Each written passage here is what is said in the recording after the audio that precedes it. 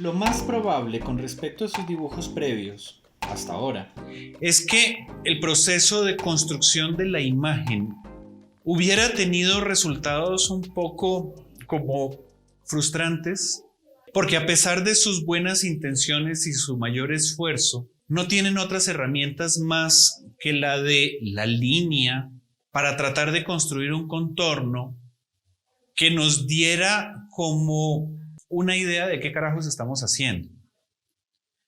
El problema de esa dinámica de construcción es que generalmente cuando uno trabaja desde la línea para hacer los marcos, digamos, contenedores de lo que trata uno de dibujar, inmediatamente acude a los detalles.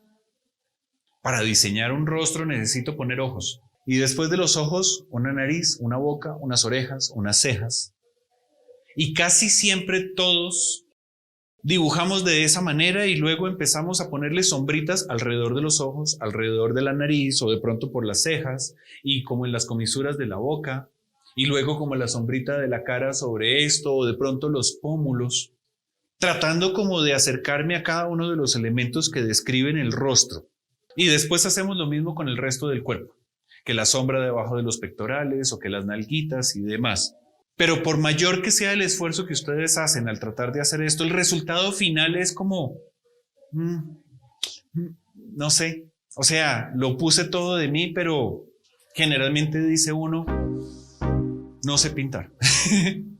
Sí, no sé cómo ir más allá de esto que es lo máximo que pude hacer.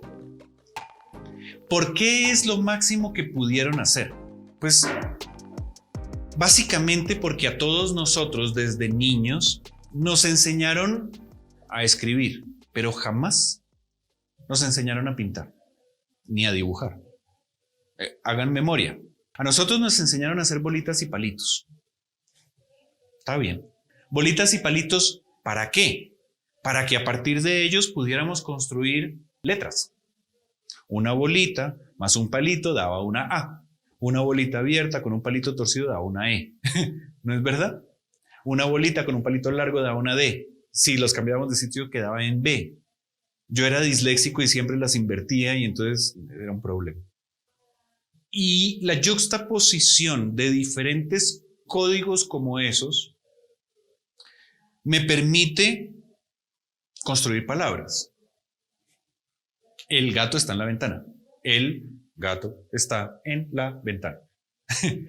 Lo que estoy diciendo puede parecer ridículo y como medio infantil, pero ya van a ver que tiene una lógica específica. La forma como nosotros aprendimos a pensar, a hablar, a relacionarnos y a estudiar, y por ende a ser y a pensar, está basada en la estructura del lenguaje oral y escrito. Estos lenguajes, desde los cuales nosotros socializamos y nos comunicamos y construimos nuestro ser, está basado en una dinámica de construcción de significado que arranca desde la letra para conformar la palabra, la cual junto con otras construye la oración y varias oraciones juntas construyen una idea o un desarrollo determinado de un mensaje. ¿Estamos de acuerdo? Pero esa estructura parte de un elemento específico o muy detallado que es la letra. Nuestro sistema de comunicación y de pensamiento arranca desde el detallito, desde la letra y desde la palabra que genera una idea concreta para luego poder hacer una idea más desarrollada. Y fíjense cómo así nos enseñaron a escribir, así nos enseñaron a pensar, así nos enseñaron a funcionar.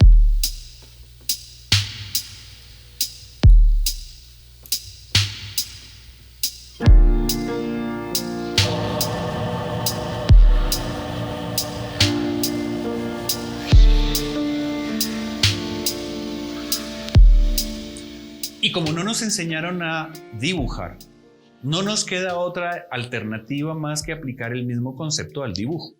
De esa forma, cuando ustedes tratan de dibujar y lo han hecho siempre, ¿qué hacen? Una letra, una palabra, una oración, un ojo, otro ojo, una nariz, una boca, para conformar una cara, y después de la cara, cuello, y después del cuello, hombros, y después de los hombros, cuerpo, y luego brazos, etcétera, etcétera. ¿Sí ven cuál es la asociación de ideas que esto implica? Estamos no dibujando, sino describiendo literalmente una figura.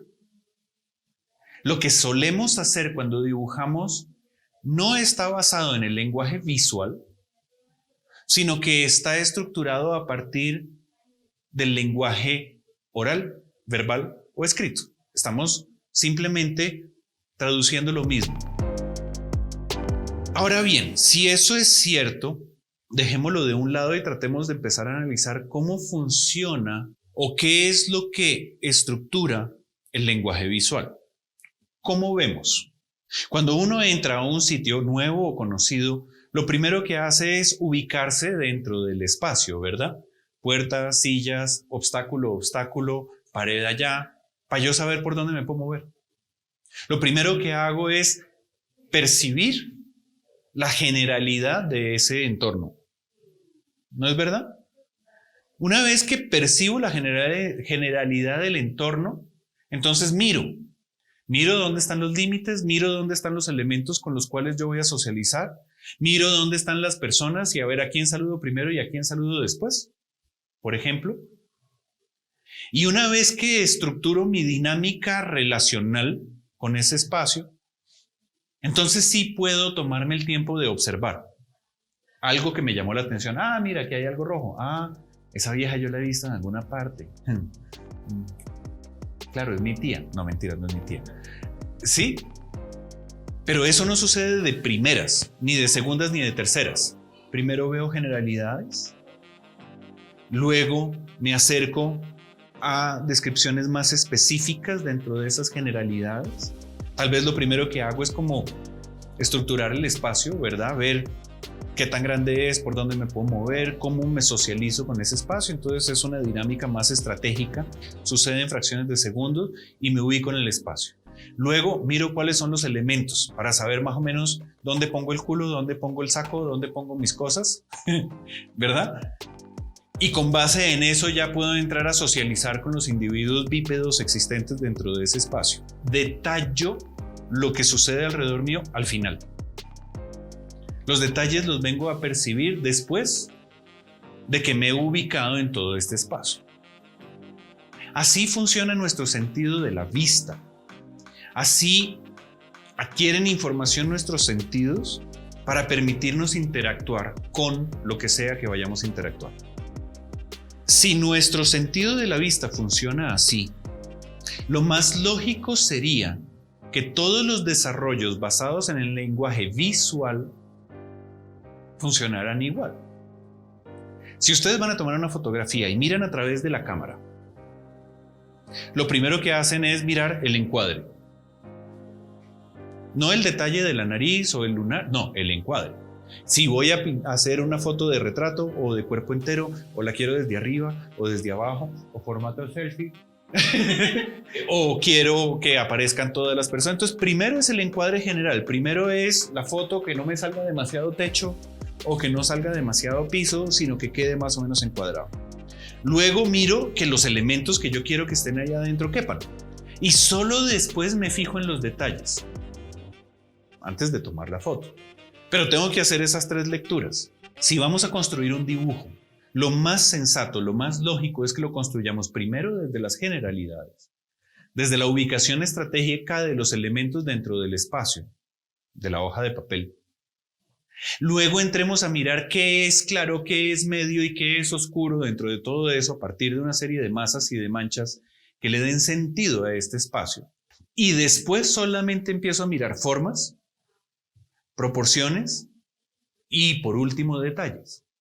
Pero piénsenlo y verán que la forma como ustedes asumieron el dibujo era exactamente la contraria. Arrancamos por lo más difícil de primeras. Arrancamos por aquello que era imposible controlar desde el inicio. Desde esa estrategia es apenas lógico que nos bloqueemos, que no podamos llegar al resultado que estamos esperando. ¿Por qué? Porque desarrollamos una estrategia al revés. Yo podría haber hecho aquello que es más fácil primero, luego aquello que solucionando lo más fácil me cuesta el menor trabajo. Y así poco a poco me voy acercando a un resultado sobre el cual puedo llegar a tener mayor control que si me mando a hacer los detalles desde el principio. Aquí lo más importante en este momento es entender que, uno, el dibujo no es la escritura. Que los elementos constitutivos del dibujo no son los mismos que los de la literatura.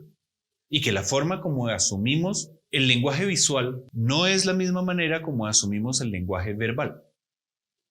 Aquí en esto no importa que ustedes sepan cómo se llama lo que están pintando.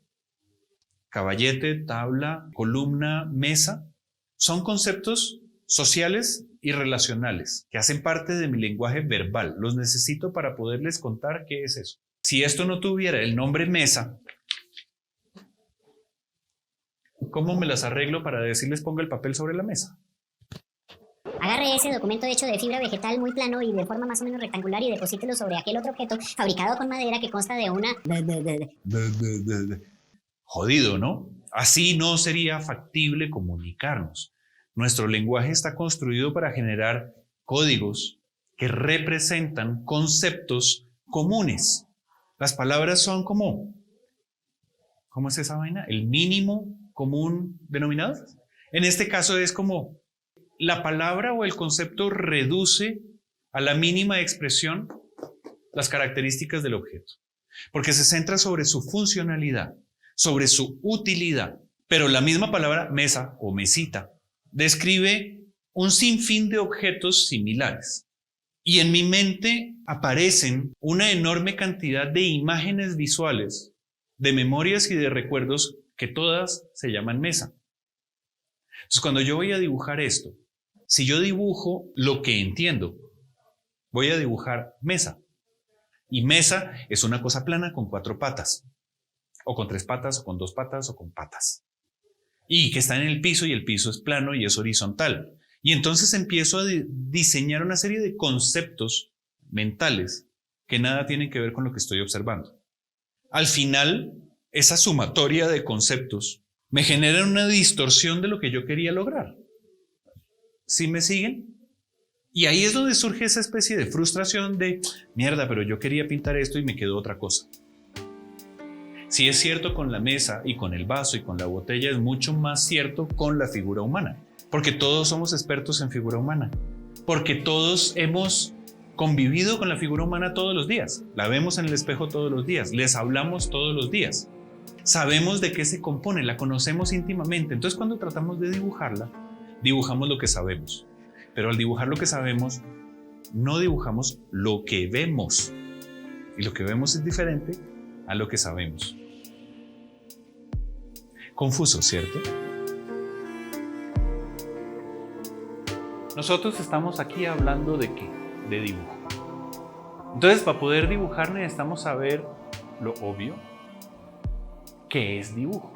Dibujo puede ser la intervención de un espacio a través de un gesto, una forma, un signo que le dé sentido a ese espacio.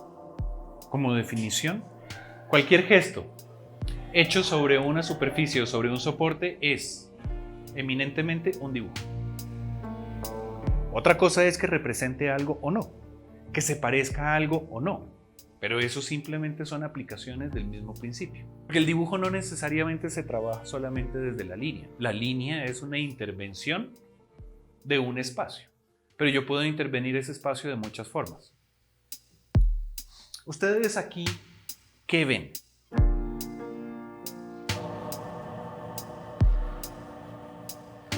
Ahí no hay ningún hombre, ahí hay un papel y hay carboncillo. Lo que ustedes están viendo son diferentes cantidades de concentración de carboncillo sobre un papel. En realidad eso es lo que estamos viendo. Que esas manchas nosotros las interpretemos como una imagen reconocible y que lo reconozcamos como una figura humana masculina, como un hombre en movimiento, agachado, recogiendo el lente de contacto que se le perdió en una pose totalmente casual. Todos esos son procesos mentales. de lo que yo comprendo, de lo que yo interpreto, de lo que yo proyecto, de lo que yo visualizo. Pero lo que realmente veo son manchas. ¿Sí o no? Aquí hay diferentes concentraciones de carboncillo en este espacio. Hay una intervención de un espacio con carboncillo. Interviene el espacio metiéndole carboncillo. A partir de una serie de manchas en orientaciones, en tamaños, en proporciones X, que me permiten construir una imagen. Lo que realmente hay ahí es eso. ¿Estamos de acuerdo? Entonces, si eso es verdad, ¿ustedes aquí qué ven? Aquí vemos manchas. No hay una mujer. Aquí no hay. No hay ningún volumen real. Aquí lo único que hay es una X cantidad de concentración de tinta sobre un soporte. Entonces, el verdadero punto de este paseo, ¿cuál es? Pónganle cuidado. Si yo aquí no veo una mujer, sino que realmente veo son manchas, unas claras, unas medias, otras más oscuras, en formas determinadas, en direcciones determinadas y con tonos determinados. Entonces, para yo dibujar esto, ¿qué es lo que tengo que hacer? ¿Manos? ¿Piernas? ¿Caderas? ¿O manchas? ¿Me entienden? ¿Por qué es tan difícil pintar manos? Porque uno nunca tiene por qué pintar manos. Porque lo único que tengo que pintar son pinches manchas.